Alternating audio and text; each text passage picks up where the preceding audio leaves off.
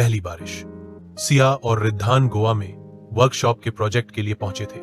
समंदर की लहरों के बीच और शाम की हल्की रोशनी में रिद्धान ने एक बार फिर नजदीकियां बढ़ाने की कोशिश की। सिया, क्या तू अब भी मुझ में कुछ महसूस करती है? सिया ने बिल्कुल स्पष्ट और शांत स्वर में कहा। नहीं रिद्धान, जो कुछ था वो सालों पहले खत्म हो चुका है।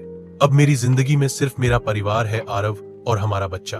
रिद्धान मुस्कुराया, लेकिन उस मुस्कुराहट में हार नहीं, चालाकी थी। अगली शाम फेयरवेल पार्टी थी।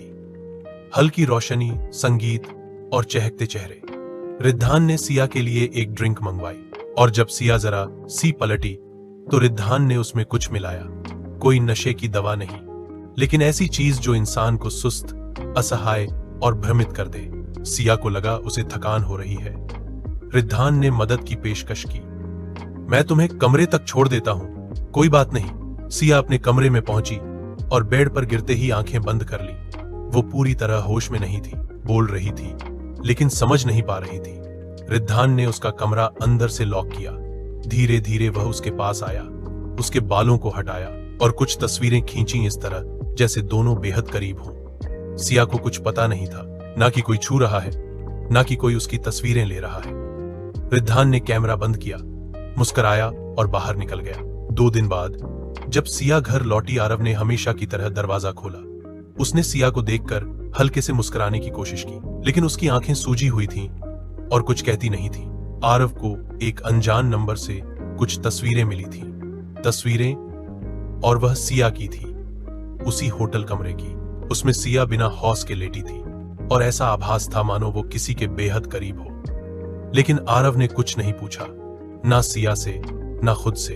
अगले दिन रिद्धान ने व्हाट्सएप पर आरव को मैसेज किया, एक फेक नाम से।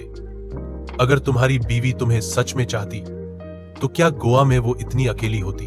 आरव ने जवाब नहीं दिया, लेकिन स्क्रीन को देर तक देखा। रिद्धान अब रोज आरव के आसपास ऑनलाइन मंडराता रहता था।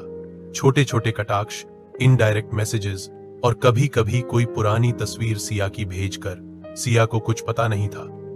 वो अब घर में खुश रहने की कोशिश कर रही थी। बच्चे को सुलाती, आरव के लिए खाना बनाती, अपने वर्कशॉप से जुड़े ऑनलाइन क्लास प्लान करती। पर आरव अब कम बोलता था। उसके चेहरे पर मुस्कान कम हो रही थी और नजरों में सवाल जमते जा रहे थे। रिद्धान ने अपने लैपटॉप पर एक और फाइल खोली। अब उसकी मंशा सिर्फ फोटो भेजने की नहीं थी। वो धीरे धीरे आरव और सिया के बीच की हर कड़ी को तोड़ना चाहता था। प्यार को शक में बदलना और विश्वास को घुटन में।